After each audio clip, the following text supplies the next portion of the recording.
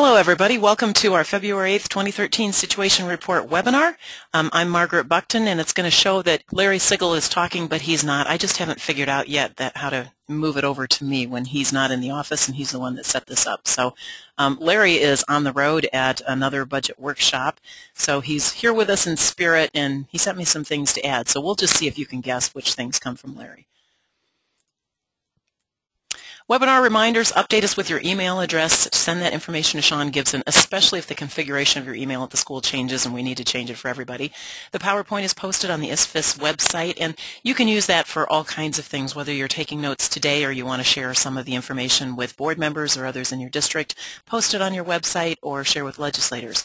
Use the question pane to pose questions, and we really appreciate folks that do that. It may be something that we can answer today, and if not, maybe we'll get back to you later this afternoon, early next week. Or it could form content for another whole webinar. We'll be doing these weekly on Fridays through the legislative session. However, we will not be with you next Friday. You'll get a day off on Friday the 15th, so look forward to talking with you in 2 weeks. And watch for an invite or check the ISFIS webinar page to pre-register. You can, of course, use any of this information later, and you'll see today several things that are posted related to the content, and it's all searchable. So, for example, last week we highlighted the Iowa Kids Count 2011 trends in the well-being of Iowa children. We showed improvement in 4th grade reading and 8th grade math, and you can go get those charts just by searching on the Kids Count name. You can find anything you need when you need it via that Google search box, and special thanks to Sean and Tracy for organizing the website and everything else they do. And just to show you what that looks like today, we've got the Legislative Service Agency's district cost estimates for the career pathway implementation. There's a lot of conversation about that and how they're different from the DE's estimates for the Governor's Ed Reform Bill, so you can click on that link and download it if you haven't seen the spreadsheet yet. And we'll be talking about those estimates and other things today. In addition to that, of course, the state revenue year-to-date figures, our February school business alert highlights. The DE does a really good job of putting out information that you need to know to make those good business decisions and report things in compliance. So we've got 3 different things we're going to highlight out of the SBA. Allowable growth action at the Capitol, what's happening for fiscal 15, because so far they've only been talking about fiscal year 14. So we've got some information on that. And then we have the new free and reduced lunch counts and information about poverty among Iowa students. And then we'll talk a little bit about how that relates to the Senate's proposal to increase the income to earn tax credit. It's out of the scope of our education reform policy and all the other things we follow, but it might be interesting to some of you that there are things in other committees that really can impact the lives of the families that we're serving. And then lastly, dates, deadlines, and a recipe. So first, a reminder to save the date. We'll have our ISFIS 3rd Annual Conference on Thursday, June 20th at the West Des Moines Marriott. Seems like a long ways away, but it'll be here before we know it. And with so much unknown about Governor's education reform proposal and how far that's going to go and what will happen with allowable growth, and much of this may be a little bit later in the session, we'll be there in June to help give you all the details you need to start your next fiscal year off with a bang. So the state of state revenues, through the end of the business day yesterday, still running at a 6.81% growth compared to this time last year. We still see strong receipts growth. Total other receipts, because of some policy changes, are down, and that's not surprising. Refunds are down. Not quite as far as they have been the last couple of weeks, so that's why it's only a 9.1% growth, and I say that in jest, only 9.1. When we got through the end of December 2012, it was just below 8%, so it's back up again over 9. And of course, that red arrow shows you the current REC estimate at 3.3% growth. So still strong growth continuing. As we repeat the webinar every week, we seem to see the same trends, and we're happy to see that. Well, the first thing we're going to talk about today are the career pathways, the implementation costs, and different estimates. And we saw the estimates from the DE and covered those assumptions last week in the webinar, so those documents are still linked in the PowerPoint if you haven't accessed those and want to make some comparisons yourself. And then the Legislative Services Agency, which is the nonpartisan budget staff at the legislature, they released estimates this week, and we've got their estimates posted on the ISFIS webinar page. So before we get too far down the road on the details, we just thought we'd share with you some basic assumptions and estimates and how those things can be different and still be accurate. First of all, there are a lot of different ways to approach making estimates. Do you base things on history, looking backwards? Do you base things on current law, only consider that which is known, not assuming there will be any changes going forward? Do you ask yourself what's likely to happen and just make some guesses about what the future will hold? Now, anything involving a per pupil amount or the number of teacher employees we have and the cost associated with that in the world of school budgeting could consider enrollment trends, employment trends, what might change with allowable growth going forward, or even what bargaining could impact salaries. At the local level, you should be looking at those kinds of things and considering them when you look at this impact and see how it's going to maybe encourage you to participate sooner rather than later if the governor's ed reform bill or some version of it passes. But look at that stuff at the local level. At the state level, there are fewer assumptions about what will change going forward. They tend to look at what current law is and using the most recent real information they have, the data in the previous fiscal year. All of these things, this compilation of assumptions and various practices for how you do estimates, result in different estimates. And another key consideration is timing. When you make an estimate, do you have access to more recent numbers than when a previous estimate was made? And all of these things are somehow guiding some of the differences between the LSA or the DE estimates, and so we'll talk to you about that. But asking which is right is the wrong question. The better question is which estimates make the most sense to you, and what assumptions make the most sense to you. Now, neither the LSA nor the department assumed an alternative but comparable proposal, and that's the language in the law that says a district could come forward with some other kind of teacher career pathway, teacher leadership proposal. And of course you could design something slightly different that would obviously change the way that the estimates would work out on a district basis. So big picture differences. The DE estimates assume $314 per student, and those are in grants to participating districts. They assume 7 districts will have insufficient funds from the $314 per student to meet the required minimums and leadership stipends that are in the plan that's in the legislation. They do not have specific classroom coverage cost estimates in the analysis, and they do assume a slightly different number of total appropriation. They're at $48.5 million. The LSA estimates assume a little less than that, about $45 million. So they're slightly lower, $305 per student. Both of them assume that there will be no allowable growth until one is set for all future years. And both of them also assume no increase in the base salaries due to bargaining. But those are things locally that you might want to consider in determining whether or not you would be able to comply. And then there's an extra column in the Legislative Service Agency's estimates that deals with the coverage costs that assumes 100% replacement of staff who are out of their classroom now serving other teachers as leaders with other teachers. So I just went in and grabbed the exact text of the estimates for the LSA assumptions, and you can see how detailed they are, and of course these assumptions really matter.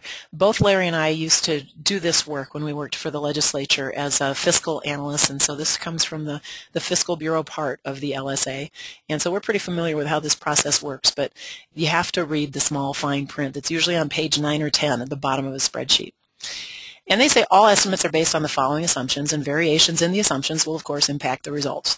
The estimates reflect full implementation of the proposal, which is slated for fiscal year 2017.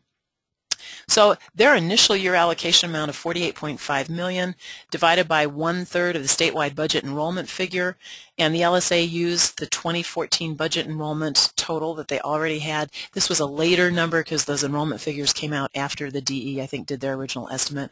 Based on this, the LSA calculated a per pupil amount of about $305. They don't assume an allowable growth rate for either fiscal 16 or 17. They also are basing the minimum salary level cost estimates on the current staff salary level, so that would be the fiscal 12 staff file. So we'll have a couple of years behind us. Some of those folks may move up along the salary schedule. Of course, you could also have the opposite happen. You could have some more retired, senior teachers retire and replace them with new staff that are below the $35,000 mandated minimum. So your local mileage may vary on that. And in place of replacement costs, there are other options that they say could happen, including increasing class sizes. Figuring out how to share with other districts might be another one that would happen. Then they replicate what's required in the law on the percent of teacher leaders related to the number of FTE teachers you have in your district. So 10% are model teachers, 10% are mentors, 5% are lead teachers. But the other big difference in the assumption in the LSA estimates is they assume you have at least one of each of those for each district. The DE's estimates, as I understand it, prorated that. So if they came out with 4.5 people needed, then they would have done the costing at 4.5 and not assume a full FTE for each one. Again, they based it on the fiscal 12 staff file, and then they estimate the cost of replacing teachers based on a full-time equivalent teacher replacement cost of $38,500. Again, there are other ways that you might think about doing that, whether that's substitute teachers, whether you hire back retired teachers or contract with a neighboring district to share or with the AEA. So there are lots of other ways to do that too. And in place of the replacement costs, they talk about those other options. So I take a step back for a minute and think of Winston Churchill, and he says a pessimist sees the difficulty in every opportunity, and an optimist sees the opportunity in every difficulty. And there may be good reasons for approaching this from either side of the spectrum, but the way I kind of look at this is if we know that our teachers are isolated and don't have enough opportunity to work together around improving instruction, and this structure sets up that opportunity, what can we do to make sure it makes a difference for students if it actually sees itself to fruition? And then, of course, this is what Larry would say if he were here, Joseph Heller from Catch-22, just because you're paranoid doesn't mean they aren't after you. And so you do have to look at all of this from a sense of what does somebody have to gain from pushing the envelope in one direction or another, and that whether that's the legislature, the department, or staff when you're going through bargaining, anything that might have implications. Yeah, there's a good question that came in that asks, does either estimate consider carrying the minimum salary through the rest of the salary schedule? You know, that is a good question. Neither estimate considers that. I think if we look back in history at what happened with the teacher salary supplement or even the Ed Excellence program in the 80s, when they raised minimums, districts approached this differently. There were some of them who kept it completely separate from the scheduled discussion and never had that conversation at the bargaining table. There were others that may have approached it differently. So if we get to that point, of course, there's nothing mandated in the process that says you have to do that. I don't think there's anything mandated in history that says you have to do that. But if you need some specific guidance because you're getting a lot of pressure that you think will come from your teachers association, give us a call and let's talk through that and see what we can do to help you. In last week's webinar, we did a lot about the DE assumption details, so we're not leaving these out now. You could go pull down the PowerPoint from last week and see that and do a side-by-side with what we just shared about the LSA. They do talk about the teaching load and coverage options. We presented that, but of course they don't have a specific column that estimates the cost of that in there. So when you're looking at the difference between 7 districts not being able to meet the minimum requirements of the $35,000 and the teacher leadership stipends, they didn't make a judgment as to whether or not you had enough left over to meet 100% of the coverage challenge. We want to know if you've got other ideas for meeting that coverage challenge. We've got a list that we shared last week, so take a look at that and let us know what you might be thinking about locally. The BEDS data implications are worthy of repeating here. Since this is a good time to make the case for urgency and accuracy in data reporting, and more of this data is being used for lots of different things. So what we talked about last week, and it's important to think about,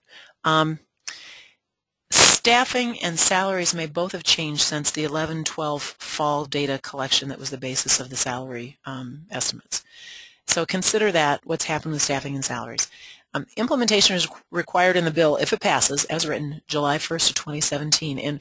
And we don't know of any year in which salaries haven't gone up in the past. It's possible, but we haven't seen that. So we imagine there will be some bargaining and negotiations happening in the next 3 years that could either raise that $35,000, you might have your own minimums go up above that amount, or something else could happen. Including teacher salary supplement in the salary calculation.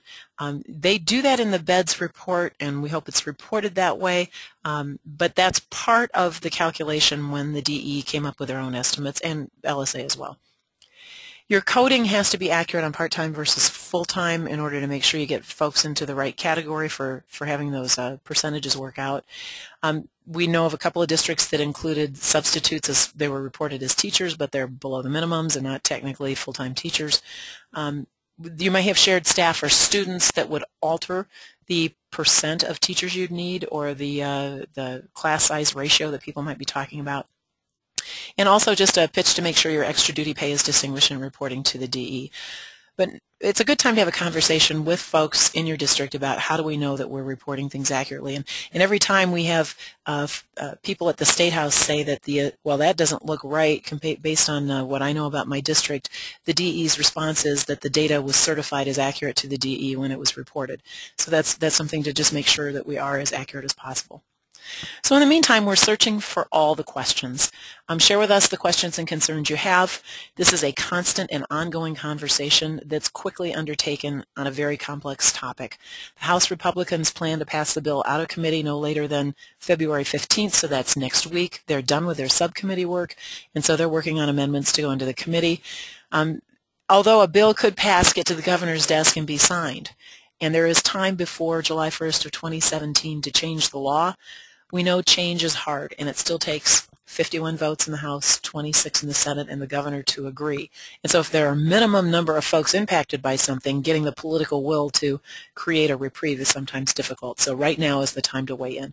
And then to think about what flexibility do you need to do this correctly. And if it's not already stated in the law, we'd be happy to talk with others and advance those ideas at the Capitol. So enough about the career pathways, and keep the questions coming. If I don't get to them in the context of this webinar, I'll get back to you later. But we wanted to touch on some of the school business alert highlights from the February 1st issue. This is a great resource from the DE. Larry and I both read it. We learn a lot from it, and we sometimes get a lot of questions from it too. So it's a good way to get that dialogue going. 3 specific things we're going to mention, although this doesn't say you shouldn't read it, and we're only telling you about the only important things. Everything else in there is important too, so when you get a chance, catch up and read it.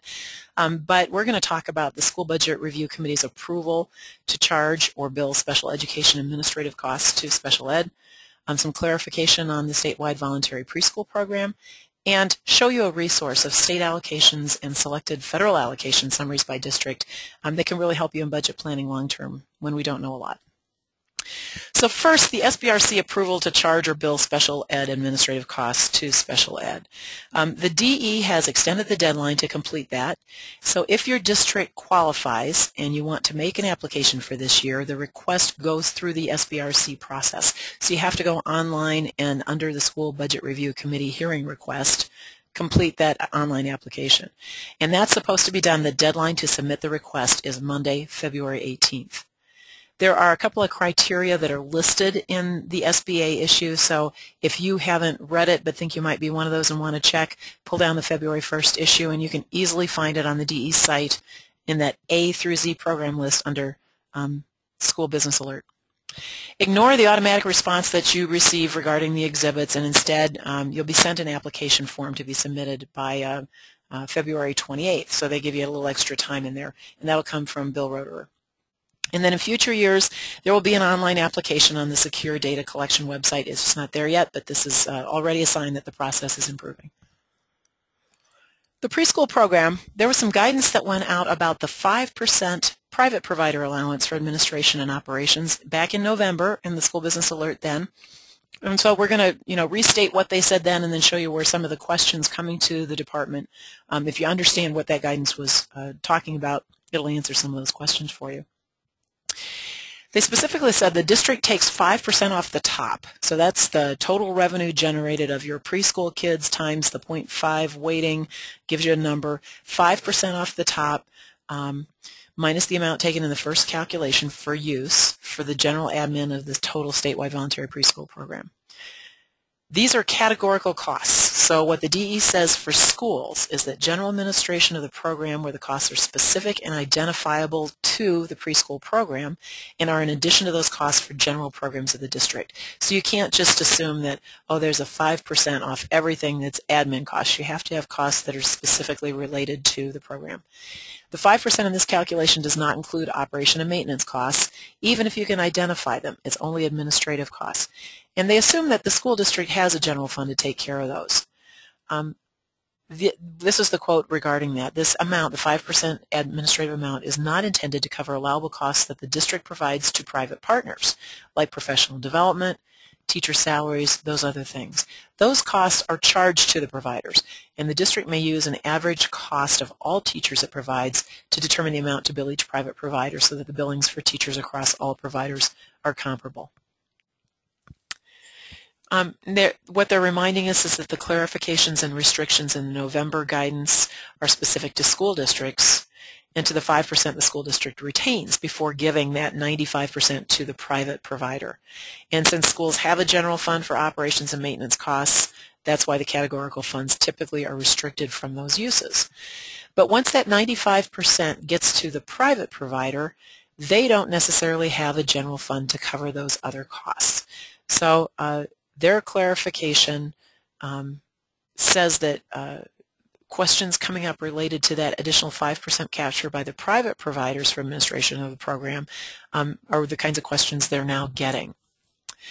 So D's interpretation of legislative intent. So this is what they're thinking about the private provider as different from what programs we have that we're operating in our schools. And they say this 5% capture by the provider was an attempt by the legislature to sanction the covering of general costs associated with a program, since they don't have general funds like schools. And for this reason, they wrote an administrative rule that allowed the community-based provider to have some pretty flexible use, some documented allowable administration and operational costs of providing the district's local approved program.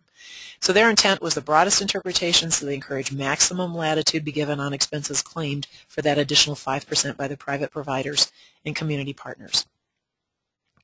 And they're also going to be looking at that definition of instructional expenses and anticipate some additional guidance on that in the near future. But if you want to go to the specific information about the statewide voluntary preschool program, you can get that from the link that we have on the screen from the School Business Alert. And then the third one. And this is one spreadsheet where you've got it all. It's the state allocations and selected federal allocation summaries by district. It's got every single listing of state, federal, and local dollars. It's your 12-13 allocation summaries. And I think what I'm going to do is see if I can pull this up from my Excel file and just give you a look at what it is. Of course, I had to blow it up here on the screen so that you could see the column headings, but if you get small here, you can see how many different things are in there, every single line item that comes to your district. It has your district name and then basic information that you get with your state foundation formula program. And then when you move over to the right, you'll start to see things in here: management levy, PEPA levy, voted levy, PEARL, how much modified allowable growth from the SBRC, special ed deficit, and then you get into the title funds that'll give you your fiscal 13 Title I migrant, neglected, delinquent. And you'll notice in this green line down here, the right below the header, it will also give you the source or project code, which helps you make sure you're getting things, expenses coded in the right place. The REAP money, Carl Perkins, IDEA, and then per pupil amounts shown. So it gives you all kinds of information on all funds. We have the history of these spreadsheets posted on the ISFIS site too. So if you want to compare what you had last year from what you've got in the current year, that might be some good information for you as you prepare your budget for the future. Remembering, of course, that the federal sequestration is still hanging out there. We don't know what's going to happen March 1st. All that could impact future years, but at least you'll see the summaries for federal funds for this year. Okay, action at the Capitol. We've had a little bit going on with allowable growth for fiscal year 14. Now we've got some action in fiscal year 15. And there's also a new governor's bill on changing our concept of allowable growth. So we're going to share all of those with you pretty quickly here. So Senate File 52 on allowable growth was passed by the Senate on the 29th of January. It's now in the House Education Committee. Just as a reminder, it's 4% allowable growth for 13-14. It's an increase of $240 per student. The state cost per pupil would be $6,241, and the property tax impact would be about $42.4 million at 4% allowable growth if you don't have any other policy to change that. Now, the second bill on allowable growth is Senate Study Bill 1123. It's for fiscal year 15, so the out year that's starting a year from this July. It got through the Senate Education Committee yesterday. They expect floor debate before Thursday because they'll have a couple of Democrats missing on Thursday and they won't have the votes to do it then. And they want to get it done in time to meet that deadline of the 30 days expiration after the release of the governor's budget. This also sets 4% allowable growth for 2014-15, and the fiscal impact is different depending, of course, on what happens with allowable growth in the upcoming year, somewhere between $106 million if it's 0 to $114 million if it's 4%. And a couple of people have asked about the code site on the 30 days. So it's in Iowa Code 257.8, and it says, they shall enact an allowable growth within 30 days of the submission in the year preceding the base year of the governor's budget. So they are 11 months and 3 weeks late on setting the allowable growth for fiscal 14, and they've got about a week left to do the one for fiscal 15. Senate File 51 is on the categorical allowable growth. That's also in the House Education Committee, so it was passed by the Senate last week, moved over to House Ed. It has 4% for your teacher salary supplement, your class size early intervention, and professional development supplements. There is no property tax impact since these are all state-funded programs. And we're just reminding folks the class size early intervention program language that allows you to spend the money has a current sunset of July 1st, 2013.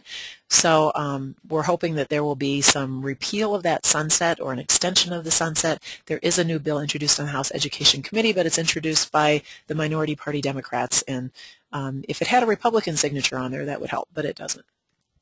Senate Study Bill 1122, categorical allowable growth. This one for 2015 was also approved by Senate Ed Committee yesterday, also expecting floor debate before Thursday. They set 4% allowable growth for the same things, teacher salary supplement, professional development, early intervention class size. And the fiscal impact is estimated, but is this starting to sound repetitive? It depends on the percentage of allowable growth for 2014, not yet determined. All of the various 10 different state cost per pupil amounts that are impacted by those two decisions. And then the property tax bills, the Senate File 53 Peter Fund bill, instead of going to House Education, was assigned to House Ways and Means. And that's an important distinction, probably because Representative Ron Jorgensen, who is the chair of the House Education Committee, comes from Sioux City, who's been a champion of putting money into this Peter Fund for property tax relief, and having it go to Ways and Means instead of his committee. Allows him to consider other things first and having a reprieve from having to do this right away, just in a political sense. Or perhaps they thought it belonged in Ways and Means. Interestingly, in the Senate, it went through appropriations and wasn't considered a tax bill, but was an appropriation bill. The Senate approved it last week, January 29th.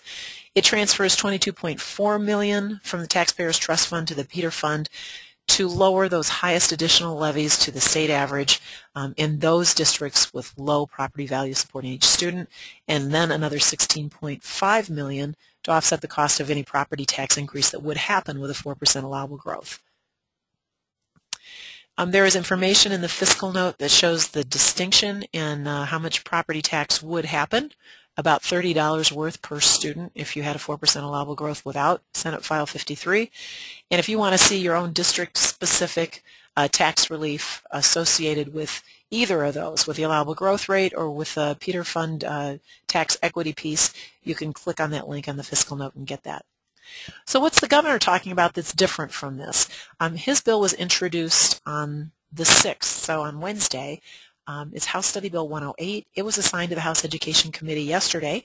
It's been given a subcommittee of Representative Jorgensen, who we just talked about, and then Representative Dolachek out of Mount Ayr and Representative Winkler out of Davenport. And here's what it does. It changes the words describing the increase, which would be formerly known as allowable growth, to this new concept of supplemental state aid. It appropriates from the state general fund an amount of money sufficient to offset the property tax increase that would otherwise happen related to allowable growth, or maybe supplemental state aid if we change the name. So it's coming from the general fund instead of from the taxpayer trust fund. It's a really long bill because the words allowable growth appear in so many places throughout school finance and in the Iowa Code, and they have to go through every one of those code sections and just change the words from allowable growth to supplemental state aid. But really the biggest function in the bill is that general fund standing appropriation. So the differences are the source of the appropriation or transfer. The Senate bill takes the money from the taxpayer trust fund, and that only happens if funds exist in that fund. So it doesn't obligate the legislature long term if the state general fund gets in trouble. And funds only go into the taxpayer trust fund if revenues come in excess of the revenue estimate, and we've already got the emergency fund and the cash reserve funds filled. House Study Bill 108 has a general fund appropriation. It's automatic.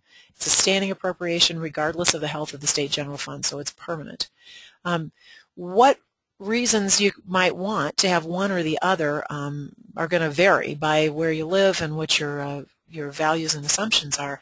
From the school district's perspective, if this general fund is in trouble because revenues go down like we've been through the last several years, although we've come out of that, but you remember those years, if a portion of the state's obligation had to pay to relieve property taxes, there would be less left over to get an adequate allowable growth rate. It would further stress your school district budgets at the same time that the economy is in trouble. So from a school leader perspective, I think most folks would prefer Senate File 53 to House Study Bill 108 just on the allowable growth buy-down effect. Additionally, Senate File 53 provides property tax equity relief to those districts that have the highest tax rates, and House Study Bill 108 doesn't address that. Committee assignments, I already mentioned, the governor's bill is in House Education, and the Senate bill is in Ways and Means. Now, the ed reform bills are still progressing through the process. The subcommittee meetings are ongoing in the Senate. The House Ed Committee finished up their subcommittee meetings on the bill. They're going to hear testimony from others in the teacher leader career pathways systems from around the country on the 11th of February. But they expect to have the House committee move the bill to sometime this coming week to the floor, probably by the 15th. So rather than go through the bill ad infinitum for you again, we thought what we do is just talk about big picture things to discuss with legislators over the weekend, or to send emails or letters or call about. One of those is the concept of loose-tight, loose flexibility in determining how to meet the tight expectations that come from the state. School districts have been asking for this bill to grant flexibility so they can participate in a way that makes sense for their local needs and their local staffing. And that could be forgiveness in the percentages of teacher leaders, or the time in and out of the classrooms, or even the stipends. But those things should be suggestions or goals and not mandates. So you can come up with a fit for what the demands are on your teacher leaders and the other teachers in your system. Secondly, assessment. There's an opportunity for a college or career readiness test for the 11th graders on request. That's in that senior diploma seal section of the bill. And the ability to work with a current provider on a new test, that's in there. Keep talking about the importance of assessment in a system of school improvement and how we need to have that aligned to the expectations of the core curriculum. Third is time. There's additional time for teacher leaders in every definition that's within the bill, but the career teacher, which is 75% of our total staff, should also get some compensation for and be supported with additional professional development time, or even their willingness to engage in additional student instruction time. If your plan comes forward and proposes that, that should be an allowable expense out of the resources that you're given. And nice transition to the last one, resources. The bill does set up a 5-year commitment, and the DE has talked about that as being unprecedented, that most of the time we'll see a 1 or 2 year commitment to something, and then you wonder what's going to happen down the road. The safety of the 5-year commitment is not absolute. A future legislature could change it, but it would take the agreement of all three, the House, the Senate, and the governor, to change the commitment or lower it in some way. So a governor could veto that if committed to having the program move forward. Some additional resources for you posted either on the LSA's site, on our site we have a couple of things, or the DE legislative brief on their site. Of course, other bills, one other thing I wanted to show you, because you know, if you're a real policy wonk and you love reading this stuff or watching what the committees are doing, there are 2 ways to check out what's going on in the Senate and House Education committees. And so I'm going to see if I can pull this over here. So this is the legislative website, and you can go into this committee tab on the top. And from there, let's just look at the Senate Education Committee. And if you look at the bills in committee, it has a list of everything that's within the committee. It's got the link over here if you want to read the text of the bill. If there's a particular thing you're interested in, you can just hit your Control F key. And for example, say I want to look at uniforms. Is there any bill for uniform policy? When I type that in, you see the highlight down below. Is there something on at-risk pupils? Then it shows me where that is. So if there's any particular piece of legislation you're looking for, you don't necessarily have to read them all. If you know a keyword, you can search for them. And you go in there, you can see from that particular bill, when you look at it, here's one on use of PEPAL levy funds for maintenance and repair of buses.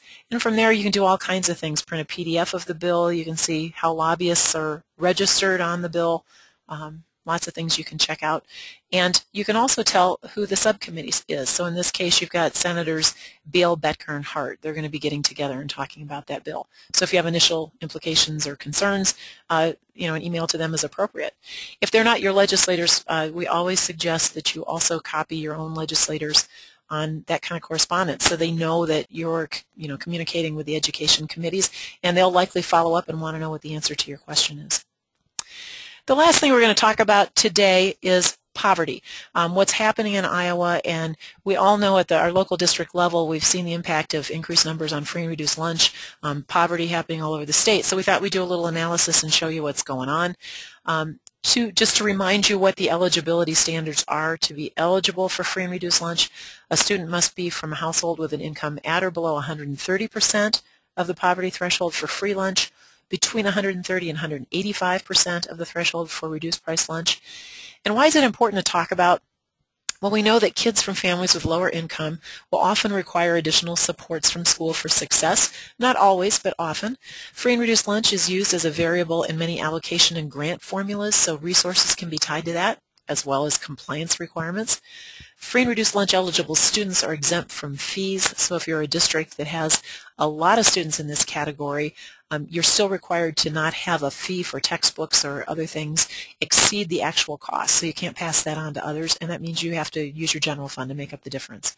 And then federal and state implications for school improvement are also sometimes tied to things like free and reduced lunch or defining a subgroup that you have to make improvement on. It impacts equity as well. There are higher dollar costs and they're not uniform. So the guidelines, these just came out in the Federal Register on January 24th, related to how many people in the household. So if you're a single parent with 2 children, that would be the 3 category. The federal poverty guideline at 100% is $19,530. To get to 130%, so you'd still be eligible for free lunch at $25,389. That's a monthly income of $2,116. Equity considerations. The primary measure we're looking at is the percent of free and reduced lunch eligible students compared with total enrollment. It's the way to get our best apples-to-apples comparison. Poverty is not correlated to district size. There are large and small districts with both poverty and wealth. And free and reduced lunch is not a perfect measure of poverty. There are some community, cultural, or age perceptions related to participation, but it's the best thing that we've got in the world of school finance at the moment. So we have some old history that we shared a couple of years ago that shows percentage of students between 2000, 2001 through the fiscal 11 year, and you'll see the trends upward, especially on the average and on the maximum. But even the minimum, which used to hover around 5%, was closer to 10% by the end of fiscal 11. Our most recent history, if I go back and show you that dip up, went down in fiscal 08 and back up in 09 and then came back down in 10. And we know with the recession in 09, there were a lot of folks that were unemployed and that impacted many. But as that built back up, we see the dive back down. But now it's back up to where it was in fiscal 2009 with 86.4% is the district with the highest percent on free and reduced lunch. And then you'll also see that the minimum now there that used to be around 5% is up to 8.7%. The average is now at 40.3% of all students in Iowa schools. Our observations, all dynamics, the minimum, the average, and the maximum, have increased over the last decade on a statewide basis, and there have been extreme increases in some school districts. The federal funds distributions often consider poverty, but there's a word of caution here.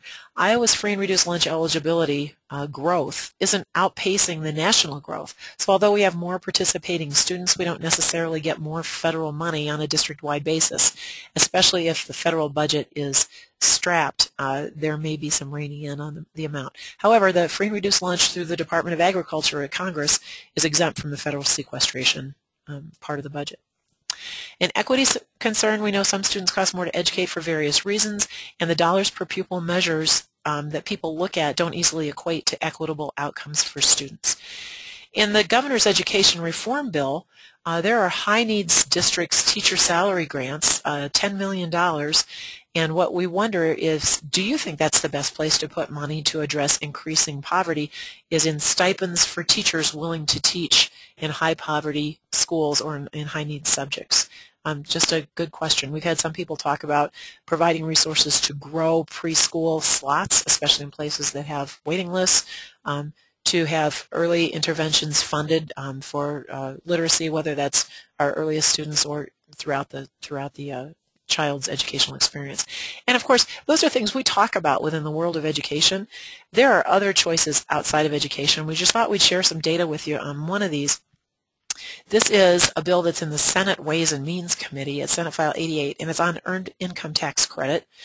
And just some of the details of this, not because you'll see an education association weigh in on this, usually not, but there are things outside of the world of education that impact the families that are in our schools.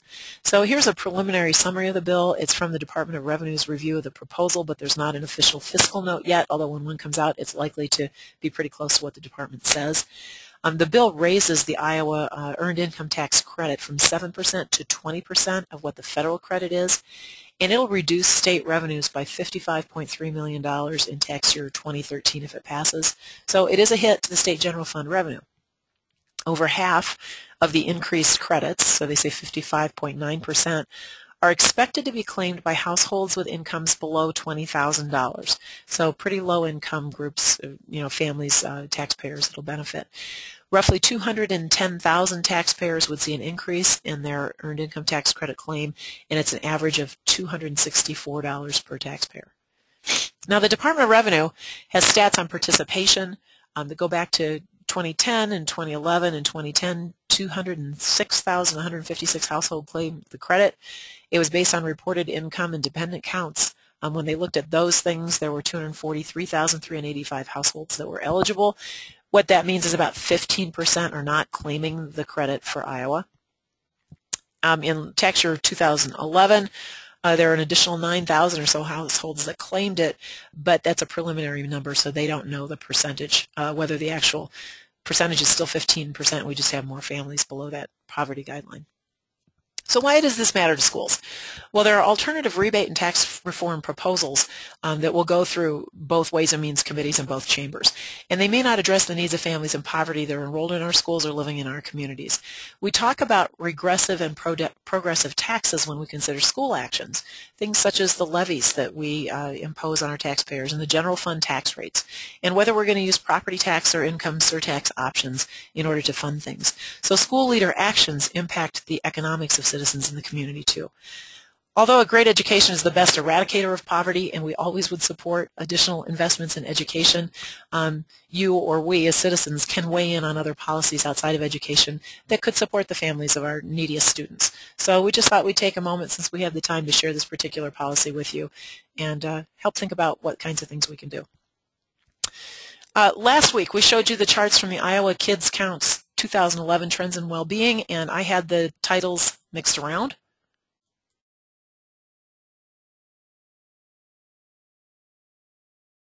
So we do have 8th grade math on the left and 4th grade reading, and this is the correct chart. Budget workshops. Larry's out there. You can see by the red X's everywhere he's been. He will be next week in River Valley on the 11th and in Johnston on the 15th with a couple days off to allow you to fully participate in ISFLIC and your own finance education. We didn't want to create an opportunity for you to not do that. So he'll be back in full swing the week after that, going across the north part of the state. There's still room in some of them if you haven't signed up yet. You can contact your AEA or give Tracy a call next week. Keeping connected, a couple ways, ISFIS on Twitter and Facebook. You can get it through our Twitter updates and on our website too, so you don't miss anything by just seeing the Facebook feed on the website. Pending dates and deadlines, the corrective action plans, I should have put in there February 28th for that special ed administrative expenses, but we talked about that earlier. I've got May 3rd on there, 110th day of the legislative session when the per diem runs out, and June 20th, our ISFIS annual conference. And our recipe for today is a balsamic chicken. Every once in a while I check out recipes on this Diabetic Living Online page because my mother-in-law's been a diabetic since she was 3 years old, and she's made it to her mid-70s by eating right. And so when she comes to my house, I try and find something good that meets with her dietary expectations. And this is really easy to do, and it's a very tasty dish. Of course, the best ways to contact us, especially now when Larry's on the road doing the budget workshops and I'm at the Capitol, is by our cell phones. And Larry's got an out-of-office on his system now, which is good because it's also copying Tracy on things. So hopefully nothing gets lost in the tracks when we're out there moving around, but if so, don't hesitate to give us a call.